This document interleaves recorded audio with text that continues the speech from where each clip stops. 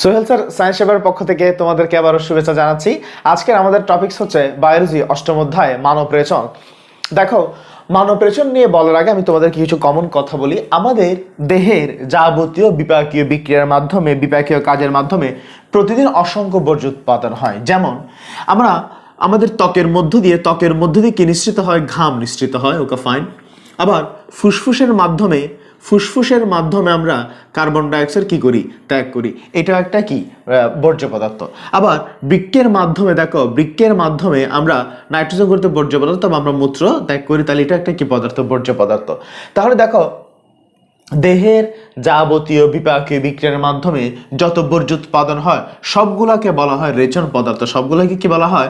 রেচন পদার্থ বলা হয়। আবার এই রেচন পদার্থ সৃষ্টির কাজে বা নিশ্চিত করার কাজে যে অঙ্গগুলো ব্যবহৃত হয় তাদেরকে বলা হয় রেচন অঙ্গ। এদেরকে বলা হয় রেচন অঙ্গ। কিন্তু স্পেসিফিক্যালি এখানে রেচন বলতে আমরা শুধুমাত্র এই যে নাইট্রোজেন গঠিত যে বর্জ্য পদার্থ, নাইট্রোজেন গঠিত বর্জ্য পদার্থকে আমরা কি পদার্থ বলবো? রেচন পদার্থ বলবো। তাহলে যদিও সমস্ত বর্জ্য পদার্থ রেচন পদার্থ, সমস্ত বর্জ্য পদার্থ নিঃসরণকারী সমস্ত অঙ্গকে বলা হয় রেচন অঙ্গ, তবে আমরা এখানে শুধুমাত্র নাইট্রোজেন গঠিত বর্জ্য পদার্থকে কি বলবো? রেচন পদার্থ বলবো। দেখা সময় কথা হচ্ছে নাইট্রোজেন গঠিত বর্জ্য পদার্থ কোত্থেকে আসবে? আমরা জানি আমাদের দেহের সমস্ত কাজ কি দ্বারা নিয়ন্ত্রিত? আমাদের দেহের সমস্ত কাজ প্রোটিন দ্বারা নিয়ন্ত্রিত। আমরা নিশ্চয়ই জানি প্রোটিনকে ভাঙলে কি পায়? প্রোটিনকে ভাঙলে পায় পলিপেপটাইড। আবার পলিপেপটাইডকে ভাঙলে পাওয়া যায় পেপটাইড। একইভাবে পেপটাইডকে ভাঙলে পাওয়া যায় অ্যামাইনো অ্যাসিড। পেপটাইডকে ভাঙলে পাওয়া যায় অ্যামাইনো অ্যাসিড। আমাদের দেহের প্রত্যেকটা বিপাকীয় বিক্রিয়া কোনো না কোনোভাবে প্রোটিন দ্বারা নিয়ন্ত্রিত। প্রোটিন যখন কোনো কাজ করে, কাজ করার পরে প্রোটিন কি হয়? তার কোনো কাজ, একটা নির্দিষ্ট কাজ করার পর আরও প্রোটিন তো আমার প্রয়োজন নেই, তখন আমাদের বডি প্রোটিনকে ভাঙলে পলিপেপটাইড পায়, পলিপেপটাইডকে ভাঙলে পেপটাইড পায়, পেপটাইডকে ভাঙলে আবার কি পায়? অ্যামাইনো অ্যাসিড পায়। এই যে অ্যামাইনো অ্যাসিড আসলে কি? যেখানে একটি অ্যামিনো মূলক থাকে আর যেখানে একটি COOH, সেটা অ্যামিনো অ্যাসিড, অ্যামাইনো অ্যাসিড। এই অ্যামাইনো অ্যাসিডের মধ্যে আবার এটাকে যদি ভাঙি কি পায়? নাইট্রোজেন পাচ্ছে। নাইট্রোজেন, এই নাইট্রোজেন কিন্তু আমাদের দেহের জন্য ক্ষতিকর। নাইট্রোজেন কিন্তু আমাদের দেহের জন্য কি? ক্ষতিকর। তাহলে যখন মুক্ত নাইট্রোজেন থাকে তখন কিন্তু সে ক্ষতিকর। তাহলে এই নাইট্রোজেন গঠিত বর্জ্য পদার্থ আমাকে দেহ থেকে কি করতে হবে? বের করতে হবে। এই নাইট্রোজেন গঠিত যে বর্জ্য পদার্থ তাদেরকে আমরা কি বলি? রেচন পদার্থ বলি। তাহলে রেচন পদার্থ কাকে বলবে? দেহের যাবতীয় বিপাকীয় কাজের ফলে সৃষ্ট নাইট্রোজেন গঠিত যে বর্জ্য পদার্থ তাকে রেচন পদার্থ বলে। দেহের যাবতীয় বিপাকীয় কাজের ফলে সৃষ্ট নাইট্রোজেন গঠিত বর্জ্য পদার্থকে কি বলা? রেচন পদার্থ বলা হয়। এই নাইট্রোজেন গঠিত বর্জ্য পদার্থ কি কি আছে দেখো। আছে ইউরিয়া, তারপর হচ্ছে ইউরিক অ্যাসিড, আরো আছে ইউরিক অ্যাসিড, তারপর আছে ক্রিয়েটিনিন। তাহলে এগুলো সবগুলো হচ্ছে নাইট্রোজেন গঠিত কি পদার্থ? বর্জ্য পদার্থ। এগুলো কিন্তু আমাদের দেহের জন্য কি? ক্ষতিকর। তাই এদেরকে আমরা বের করে দিব। এই পদার্থগুলোকে বলা হয় রেচন পদার্থ। আর রেচন পদার্থ বের করার কাজে যারাই জড়িত, যে অঙ্গগুলো জড়িত, তাদেরকে আমরা বলি রেচন তন্ত্র। তাদেরকে আমরা এখন রেচন তন্ত্রের অঙ্গসমূহ নিয়ে একটু তোমাদেরকে দেখাবো। মানব রেচন তন্ত্রের মধ্যে কি কি অঙ্গ আছে আমি বলি তোমাদেরকে। তোমরা নিশ্চয়ই জানো একাধিক কোষ মিলে টিস্যু, আর একাধিক টিস্যু মিলে হয় অঙ্গ, একাধিক অঙ্গ মিলে তন্ত্র, আর একাধিক তন্ত্র মিলে দেহ হয়। একইভাবে দেহকে ভাঙলে আমি কিছু তন্ত্র পাবো, তন্ত্রকে ভাঙলে আমি কিছু অঙ্গ পাবো, অঙ্গকে ভাঙলে পাবো টিস্যু, টিস্যুকে ভাঙলে পাবো কোষ। রেচন তন্ত্র মানে এখানে একাধিক কি আছে? অঙ্গ আছে। আমাদের রেচন তন্ত্রের মধ্যে কি কি অঙ্গ আছে দেখো। আমাদের রেচন তন্ত্রের প্রধান যে অঙ্গগুলো দেখো, দুইটা শিমের বিচির মতো যে অংশগুলো দেখতে পাচ্ছ, তোমরা নিশ্চয়ই জানো এদেরকে বলা হয় বৃক্ক। এদেরকে বলা হয় বৃক্ক বা কিডনি। বাংলায় বৃক্ক বলে, আমরা ইংলিশে কি বলি? বৃক্ক বা কিডনি। Okay fine. তাহলে দুইটা বৃক্ক। এরপর আর দেখো এই দুটো হচ্ছে ইউরেটার। নালীর মধ্যে যে দুটো পাচ্ছে এগুলোকে বলা হয় ইউরেটার। তাহলে 2 নম্বর হচ্ছে ইউরেটার। বাংলার ইংলিশ সেম, আমি তো ইংলিশটা লিখলাম ইউরেটার, তাও দুইটি। ইউরেটারের পরে থলির মতো যে অংশটা পাচ্ছি, এদেরকে বলা হয় মূত্রথলি। 3 নম্বর হচ্ছে মূত্রথলি বা ইউরিনারি ব্লাডার। মূত্রথলি বা ইউরিনারি ব্লাডার। এরপরে দেখো ছোট করে যে অংশটা পাচ্ছি, দেখো একদম লোয়েস্ট পোর্শনে, এটাকে বলা হয় মূত্রনালী বা ইউরেথ্রা। এটাকে বলা হয় মূত্রনালী বা ইউরেথ্রা। তোমরা নিশ্চয়ই জানো মূত্রনালী বা ইউরেথ্রা বলা হয়। এই যে এই 4 ধরনের অঙ্গ নিয়ে আমি কিন্তু 4টি বলি না, আমি বলছি 4 ধরনের। তাহলে দেখো এখানে একটা জিনিস খেয়াল করো, বৃক্ক বা কিডনি কয়টি? 2টি। আবার ইউরেটার কয়টি? 2টি। মূত্রথলি 1টি এবং মূত্রনালী হচ্ছে 1টি। এই অঙ্গসমূহ নিয়ে যে তন্ত্র গঠিত তাদেরকে বলা হয় রেচন তন্ত্র। আমরা সবগুলো অঙ্গ নিয়ে পড়বো, তবে রেচন তন্ত্রের প্রধান অঙ্গের নাম হচ্ছে বৃক্ক। আমরা প্রথমে বৃক্ষটাই তোমাদেরকে দেখাবো। এই যে বৃক্ষটা যে তোমাদেরকে দেখাবো, বৃক্ষের অবস্থানটাকে তোমাকে জানতে হবে, বৃক্ষের অবস্থানটা তোমাকে জানতে হবে। বৃক্ক কোথায় থাকে? বক্ষ গহ্বর নাকি উদর গহ্বরে? বক্ষ গহ্বর কতটুকু, উদর গহ্বর কতটুকু, সেটা আমরা তোমাদেরকে দেখাইছি অলরেডি। বৃক্ক উদর গহ্বরে থাকে। কোথায়? উদর গহ্বরে। বৃক্ক যদি আমি দেখি একটু পেছনের সাইডে থাকে এবং উদর গহ্বরে থাকে। পেছনের সাইডে বলতে কোথায়? আমাদের এখানে কি আছে? আমাদের এখানে মেরুদণ্ড, আমাদের ঠিক পেছন, আমি যদি পেছন সাইড ধরি, এখানে কি আছে? মেরুদণ্ড। আচ্ছা, মেরুদণ্ড মানে কি? মেরুদণ্ড মানে হচ্ছে কতগুলো ছোট ছোট কশেরুকার সমন্বয়। এই যে মেরুদণ্ডের মধ্যে যে কশেরুকার যে সমন্বয় বললাম, এগুলো সবগুলো ধরুন এক একটা কি কশেরুকা, এক একটা কশেরুকা। এখন দেখো এই যে কশেরুকা বললাম, তাহলে বৃক্ষের অবস্থান হচ্ছে উদর গহ্বরে একটু পেছনের দিকে বলতে কি আমরা জানি পেছনের দিকে আমাদের এখানে মেরুদণ্ড আছে, আমরা অবস্থান মেরুদণ্ড থেকে হিসাব করি। তাই মেরুদণ্ড হচ্ছে এখানে একটা সাপেক্ষ বস্তু। আমরা জানি মেরুদণ্ডের মধ্যে সার্ভাইকাল কশেরুকা আছে, থোরাসিক কশেরুকা আছে, লাম্বার কশেরুকা আছে, তারপর হচ্ছে স্যাক্রাল, তারপর হচ্ছে কক্সিক্স। আমরা এখানে লাম্বারটা পর্যন্ত গুনবো। তাহলে আমরা জানি লাম্বার কয়টা আছে? 5টা। L4, L5, L4, L3, L2, L1, অর্থাৎ লাম্বার 1, 2, 3, 4, 5টি লাম্বার আছে এখানে। এই যে L2 বরাবর আমি যদি একটা দাগ টানি, বা অনেক সময় L1, L2 বরাবর দাগ টানি, দেখো আমি এখানে 2টা দাগ টানবো। খেয়াল করো যে এই যে বৃক্ষটা তুমি দেখতে পাচ্ছ, এই বৃক্ষের আপার বর্ডার থেকে আমি একটা দাগ টানি, আর এই বৃক্ষের আপার বরাবর একটা দাগ টানি। দেখো এই যে এই বৃক্ষের, এটা হচ্ছে ডান বৃক্ষ, এটা হচ্ছে বাম বৃক্ষ। এটা ডান বৃক্ষ, একটু বাম বৃক্ষ। দেখো তো বাম বৃক্ষ কিন্তু L1 এবং L2 এর L1 এবং L2, লাম্বার 1 এবং লাম্বার 2 বরাবর। এখন এই কশেরুকাগুলো কিন্তু তোমরা নবম অধ্যায়ে পড়বা। L1 যে কশেরুকা আছে আর L2 যে কশেরুকা আছে, তার মাঝামাঝি কোনো এক জায়গা থেকে, তার মাঝামাঝি লেভেল বরাবর বাম বৃক্ষ অবস্থিত। আবার ডানটা একটু নিচে, সে কোথায়? L1 এবং L2 এর মাঝামাঝি, অর্থাৎ L2 এর লোয়েস্ট পয়েন্ট থেকে সে কি থাকে? সে বিন্যাসে থাকে। তাহলে দেখো ডান বৃক্ষ একটু নিচে থাকে, বাম বৃক্ষ একটু উপরে থাকে। কেন ডান বৃক্ষ একটু নিচে থাকে? কারণ আমাদের ডান পাশে কি থাকে? যকৃৎ। ডান পাশে কি থাকে? ডান পাশে থাকে যকৃৎ। ডান পাশে যকৃৎ থাকে বলেই যকৃতের চাপের, ডান পাশে যকৃৎ থাকে বলে যকৃতের চাপের কারণে ডান বৃক্ষ একটু কি থাকে? নিচে থাকে। আমি আবারও বলি, ডান বৃক্ষ একটু নিচে। কেন? ডান পাশে যদি যকৃৎ থাকে, যকৃতের চাপের কারণে ডান বৃক্ষ একটু কি থাকে? নিচে থাকে। অন দ্য আদার হ্যান্ড বাম বৃক্ষ একটু উপরে থাকে। বাম বৃক্ষ থাকবে L1 এবং L2 এর মাঝামাঝি কোনো লেভেল বরাবর, আর ডান বৃক্ষ থাকবে L2 এবং L3 এর লেভেল বরাবর। এবার আমরা টোটাল বৃক্ষ নিয়ে, বৃক্ষে শুধু উপর নিচে এটাই ব্যবধান দুইটা বৃক্ষের মধ্যে, কিন্তু স্ট্রাকচারের মধ্যে কোনো কি নেই, পার্থক্য নেই। আমরা এবার বৃক্ষের গঠনটা একটু তোমাদেরকে দেখাই। দেখো আমি যদি তোমাদেরকে বলা বৃক্ষের গঠন আমি তোমাদেরকে পড়াই, বৃক্ষের ইংলিশ হচ্ছে কিডনি, এবং বৃক্ষ রিলেটেড সব কিছুকে ল্যাটিন ভাষায় বলা হয় রেনাল। দুনিয়াতে যেখানেই তুমি রেনাল কথাটা শুনতে পাবা, রেনাল মানে হচ্ছে বৃক্ষ। রেনাল মানে কি? রেনাল মানে হচ্ছে বৃক্ষ। এখন দেখো রেনাল মানে হচ্ছে বৃক্ষকে ফাইন। মানুষের বৃক্ষ কয়টি? মানুষের বৃক্ষ হচ্ছে 2টি। প্রতিটি বৃক্ষ দৈর্ঘ্য হচ্ছে 10 থেকে 12 সেন্টিমিটার, দৈর্ঘ্যে 10 থেকে 12 সেন্টিমিটার, এটা প্রস্থ হচ্ছে 5 থেকে 6 সেন্টিমিটার, এবং পুরুত্ব হচ্ছে প্রায় 2 থেকে 3 সেন্টিমিটার। 2 থেকে 3 সেন্টিমিটার। তোমরা নিশ্চয়ই বুঝবে এটা প্রথমত দৈর্ঘ্য, তারপর প্রস্থ, তারপর হচ্ছে পুরুত্ব। তাহলে মানুষের বৃক্ষ 2টি। এর মধ্যে ডান বৃক্ষ একটু উপরে থাকে, বাম বৃক্ষ একটু নিচে থাকে। প্রতিটি বৃক্ষ দৈর্ঘ্য 10 থেকে 12 সেন্টিমিটার, প্রস্থ 5 থেকে 6 সেন্টিমিটার, এবং পুরুত্ব 2 থেকে 3 সেন্টিমিটার। বৃক্ষ দেখতে লালচে রঙের শিমের বিচির মতো, দেখতে লালচে রঙের শিমের বিচির মতো। আমি দেখেছি প্রতিটি বৃক্ষ দেখতে লালচে রঙের শিমের বিচির মতো। Okay fine. এই যে ডান বৃক্ষের মতো, তাহলে ডান বৃক্ষ একটু উপরে থাকবে, বাম বৃক্ষ একটু নিচে থাকবে, কিন্তু দুটো বৃক্ষের স্ট্রাকচার সেম। মানবদের প্রত্যেক অঙ্গের চারপাশে কি আছে? মানবদের প্রত্যেক অঙ্গের চারপাশে একটা আবরণ আছে। একইভাবে বৃক্ষের চারপাশে কি আছে? আবরণ আছে। এই যে বৃক্ষের চারপাশে যে আবরণ, সে আবরণকে আমরা বলি ক্যাপসুল। বৃক্ষের আবরণকে আমরা কি বলি? বৃক্ষের আবরণকে বলা হয় ক্যাপসুল। ক্যাপসুল মানে হচ্ছে আবরণ। এখন এই ক্যাপসুলটা নেওয়ার পর আমি যদি বৃক্ষকে যদি লম্বচ্ছেদ করি, একটা বৃক্ষকে আমি যদি লম্বচ্ছেদ করি, দেখতে এরকম কিছু অংশ পাবো। দেখো খেয়াল করি, আমরা এরকম একাধিক কিছু অংশ পাবো।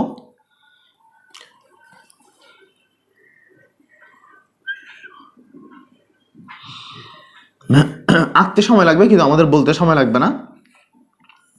তাহলে বৃক্ষকে আমি যদি লম্বচ্ছেদ করি এরকম কিছু অংশ পাবো। দেখো এই যে কাট সেকশন করলাম, এটা লম্বচ্ছেদ করলাম, লম্বচ্ছেদের মধ্যে দেখো ক্যাপসুলের কাছে একটা খালি জায়গা আছে। দেখো এটা ক্যাপসুলের কাছে একটা কি আছে, খালি জায়গা আছে। ক্যাপসুলের কাছে যে খালি জায়গা আছে এই খালি জায়গাকে বলা হয় কর্টেক্স, এই খালি জায়গাকে বলা হয় কর্টেক্স। আবার কর্টেক্সের পরে বাকি যে অঞ্চলটা আছে, দেখো কর্টেক্সের পর আমি যদি বাকি এলাকাটাকে ধরি, বাকি যে এলাকাটা আছে এটাকে বলা হয় মেডুলা। কর্টেক্সের পর বাকি যে এলাকাটা আছে এটাকে বলা হয় মেডুলা। তাহলে বৃক্ষের চারপাশে একটা আবরণ আছে, তাকে বলা হয় কর্টেক্স, ক্যাপসুল। ক্যাপসুলের আমি যদি লম্বচ্ছেদ করি, ক্যাপসুলের পর যে খালি জায়গা দেখা যাচ্ছে এটাকে বলা হয় কর্টেক্স। কর্টেক্সের পর বাকি যে অংশটা আছে তাকে বলা হয় মেডুলা। মেডুলার মধ্যে দেখা যায় কিছু তিন কোণা কিছু বস্তু পাওয়া যাচ্ছে। যে তিন কোণা যে বস্তুগুলো দেখতে এদেরকে দেখতে কি মনে হচ্ছে, দেখতে মনে হচ্ছে মিশরের পিরামিডের মতো। যদি পিরামিডের মতো মনে হচ্ছে তাই এদেরকে বলা হয় পিরামিড। এরকম পিরামিড কয়টা থাকে, এরকম পিরামিড আসলে এই পিরামিডের সংখ্যা নিয়ে এক এক বইতে এক এক ধরনের ধারণা আছে। কোনো বইতে লেখা 8 থেকে 10টি, কোনো জায়গায় 8 থেকে 12টি, কোনো জায়গায় লিখছে আবার 10 থেকে 18টি। আমরা মূলত মাঝামাঝি একটা পড়বো 8 থেকে 12টি কি থাকে, পিরামিড থাকে। যতগুলো পিরামিড থাকবে সবগুলো পিরামিডের একটা করে কি আছে, মুখ আছে। পিরামিডের যে মুখটা আছে এটাকে বলা হয় পিডকা বা পেপিলা, এটাকে বলা হয় পিডকা বা পেপিলা। তাহলে প্রথমে ক্যাপসুল, তারপর কর্টেক্স, কর্টেক্সের পরে বাকি অঞ্চলটা মেডুলা। মেডুলার মধ্যে আছে তিন কোণা পিরামিড, পিরামিডে আছে কি, মুখ। মুখকে কি বলা হয়, পিডকা বা পেপিলা। দেখো এটা একটা পিরামিড, এটা একটা পিরামিড, এটা একটা পিরামিড, এটা একটা পিরামিড। একাধিক পিরামিডের মাঝখানে কিছু স্পেস দেখা যাচ্ছে। একাধিক পিরামিডের মাঝখানে কিছু কি দেখা যাচ্ছে, এই যে স্পেস দেখা যাচ্ছে। এই পিরামিডের মাঝখানে যে স্পেসগুলো আছে এই স্পেসগুলো অনেকটা কলামের মতো, স্তম্ভের মতো, ঠিক আছে। এই যে পিরামিডের মাঝখানে যে স্পেসটা দেখা যাচ্ছে এই স্পেসগুলোকে বলা হয় কলাম অফ বার্টিনি। এটাকে বলা হয় কলাম, এটাকে ইংলিশে আমরা লিখি column of Bertini, BERTINI, column of বার্টিনি।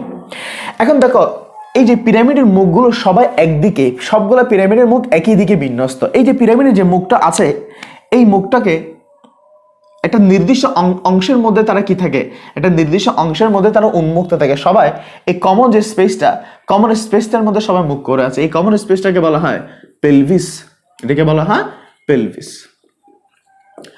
তাহলে দেখো আমি কি পাচ্ছি এখানে, প্রথমে পাচ্ছি ক্যাপসুল, ক্যাপসুলের পরে পাচ্ছি কর্টেক্স, কর্টেক্সের পরে মেডুলা, মেডুলার মধ্যে তিন কোণা পিরামিড, পিরামিডের মুখকে বলা হয় পিডিকা, পিরামিডের মাঝখানে যে স্পেসটা তাকে বলা হয় কলাম অফ বার্টিনি। সবগুলা পিডিকা যেখানে উন্মুক্ত হয়ে আছে এই যে স্পেসটা এটাকে বলা হয় রেনাল পেলভিস। কথা হচ্ছে এগুলা তুমি যদি ক্যাপসুল বলো, কর্টেক্স বলো, মেডুলা বলো, পিরামিড বলো, দেহের মধ্যে অনেকগুলো ক্যাপসুল আছে, অনেক কর্টেক্স আছে, অনেক পিরামিড আছে।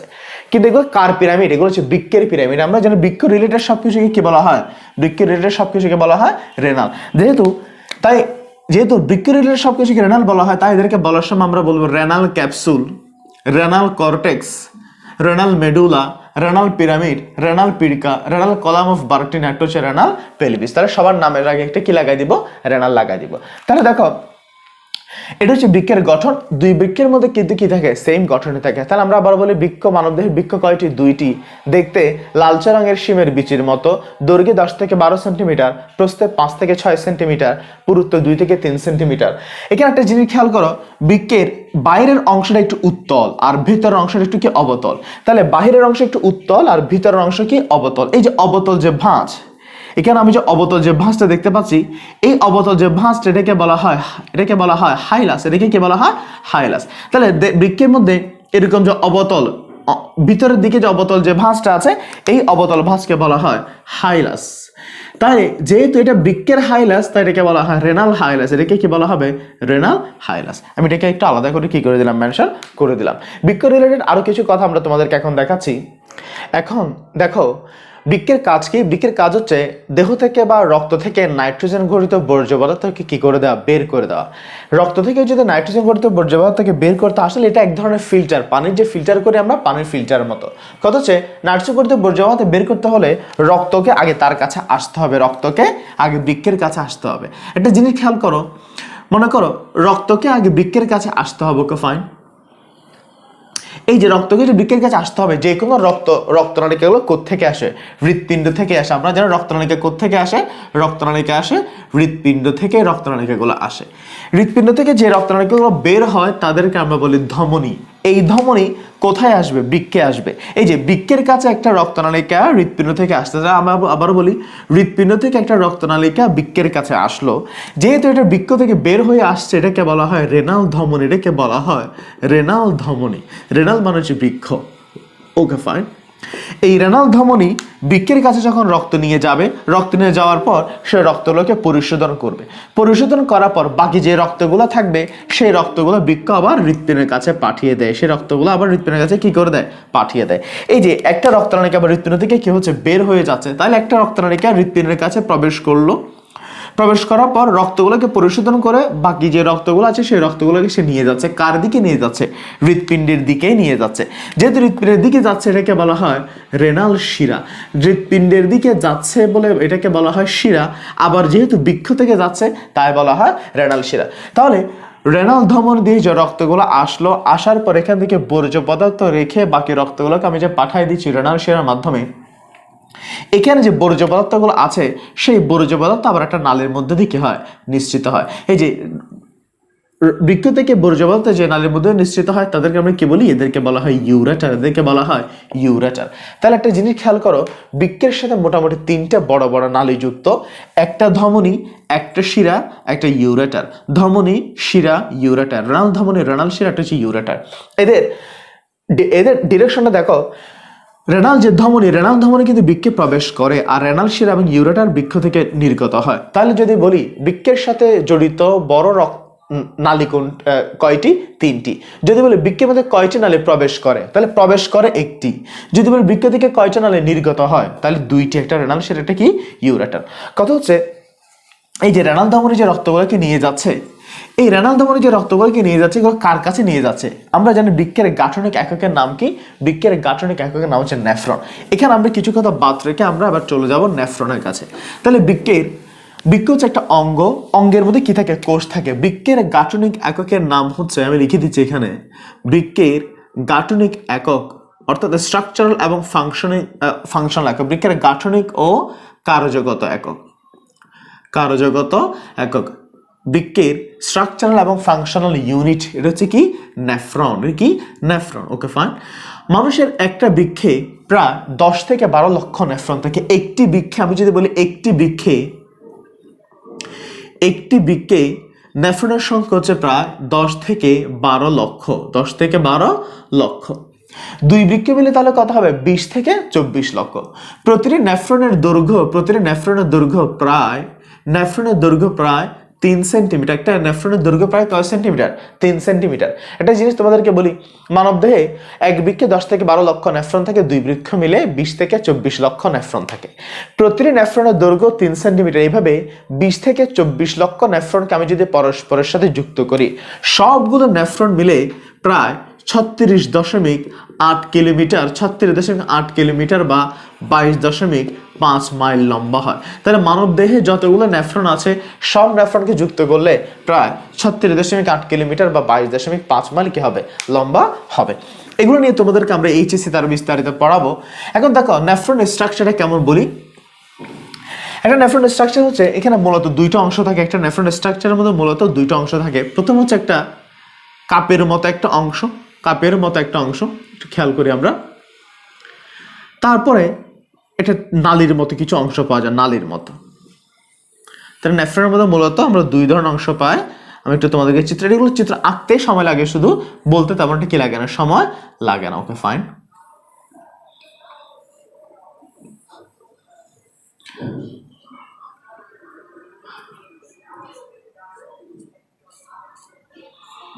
Okay fine. আমরা যদি আবার নেফ্রনের অংশগুলো দেখি, কি কি অংশ পাবো।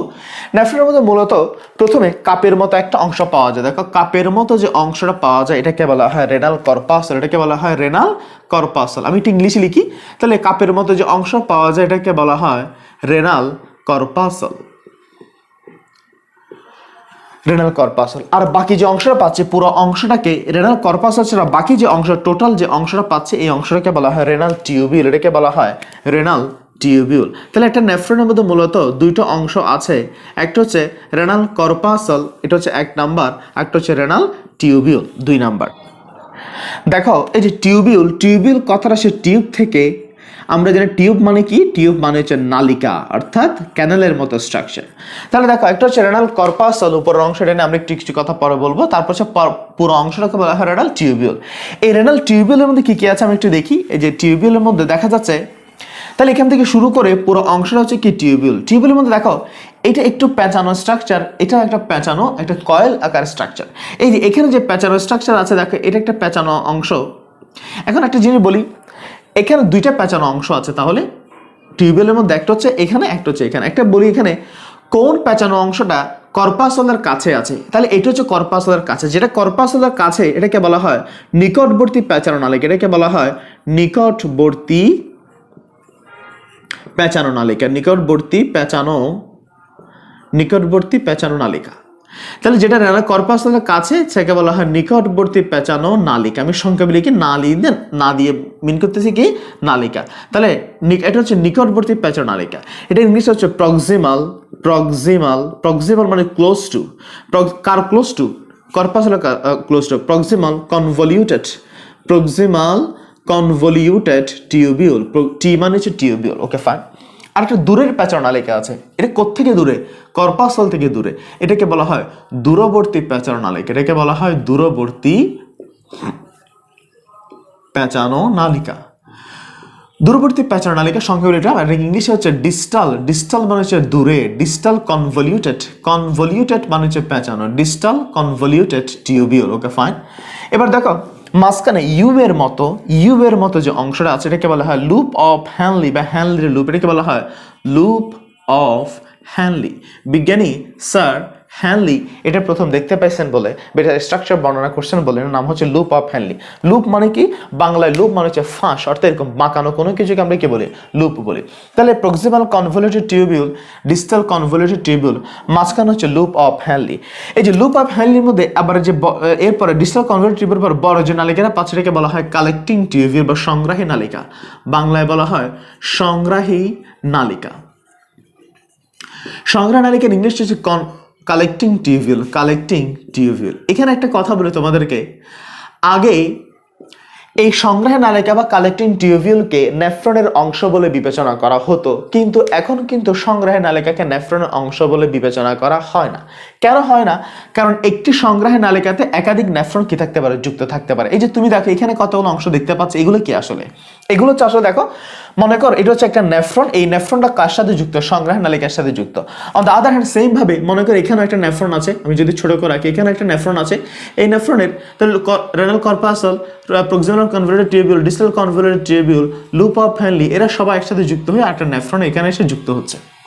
সেম ভাবে আমি যদি এভাবে দেখাই তোমাকে, মনে কর এখানে একটা নেফ্রন আছে, এই নেফ্রনটা কালেক্টিং টিউবিউল সংগ্রাহী নালিকা সবগুলো মিলিত হয়ে কোথায় যুক্ত হলো, এই সংগ্রাহী নালিকাতে যুক্ত হলো একটা। তাহলে বলি এখানে এই নেফ্রনটাও এই সংগ্রাহী নালিকাতে যুক্ত হয়, এই নেফ্রনটাও এই সংগ্রাহী নালিকাতে যুক্ত হয়, এই নেফ্রনটাও সংগ্রাহী নালিকাতে যুক্ত হয়। অর্থাৎ একটা সংগ্রাহী নালিকাতে একাধিক কি থাকতে পারে, নেফ্রন যুক্ত থাকতে পারে। তাই সংগ্রাহী নালিকাকে নেফ্রনের অংশ বলে এখন বিবেচনা করা হয় না, রাদার এটাকে অনেকগুলো নেফ্রনের সংযোগকারী হিসেবে কি করা হয়, হিসেব করা হয়। তাহলে আমি যদি আমাদের এখন বর্তমানে, তাহলে একটা হচ্ছে নেফ্রন, একটা হচ্ছে কালেক্টিং টিউবিউল, একটা নেফ্রন, একটা হচ্ছে কালেক্টিং টিউবিউল, সিটি। আমি সংক্ষেপে লিখতেছি সিটি মানে হচ্ছে কালেক্টিং টিউবিউল।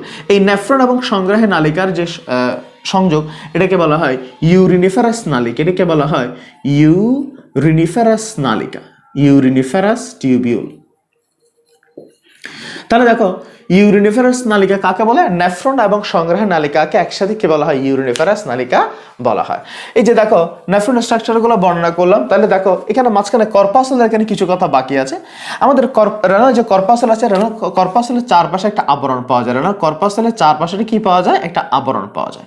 এই কর্পাসলের চারপাশে যে আবরণটা পাওয়া যায়, কর্পাসলের চারপাশে যে আবরণটা পাওয়া যায়, এই আবরণটাকে বলা হয় বোম্যান্স ক্যাপসুল, আবরণকে বলা হয় বোম্যান্স ক্যাপসুল। তাহলে রেনাল কর্পাসলের চারপাশে যে আবরণটা পাওয়া যায়, এই আবরণকে বলা হয় বিজ্ঞানী বোম্যান্সের নাম অনুসারে এটাকে বলা হয় বোম্যান্স ক্যাপসুল, বোম্যান্স ক্যাপসুল। এই সংগ্রাহী নালিকাতে যে কোষ দেখা, এখানে কিছু কোষ আছে দেখো, এই কোষগুলো আমরা বায়োলজি দ্বিতীয় অধ্যায়ের মধ্যে আমরা কোষের প্রকারভেদ পড়ছিলাম। একটা কোষ ছিল স্কোয়ামাস বা আঁশ আকার, স্কোয়ামাস বা আঁশ আকার।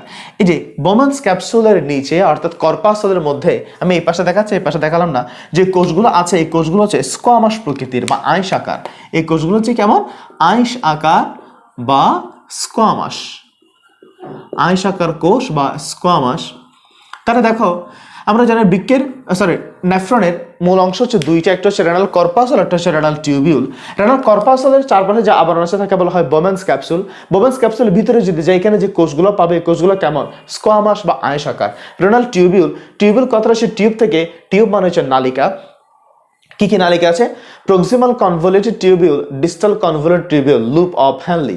আর হচ্ছে এক্সট্রাগোর আছে সংগ্রাহের নালিকা বা কালেক্টিং টিউবিউল। একটা সংগ্রাহের নালিকার সাথে অনেকগুলো নেফ্রন যুক্ত থাকতে পারে, এবং নেফ্রন এবং সংগ্রাহের নালিকাকে একসাথে বলা হয় ইউরিনিফারাস নালিকা। নেফ্রনের এবং বৃক্ক রিলেটেড এটাই ছিল আমাদের প্রথম ক্লাস। পরবর্তী ক্লাসে আমরা নেফ্রনের কার্জন, তার কার্যক্ষমতা, সে কিভাবে কাজ করে এসব নিয়ে আলোচনা করব। ততদিন পর্যন্ত ভালো থাকবা। ধন্যবাদ সবাইকে।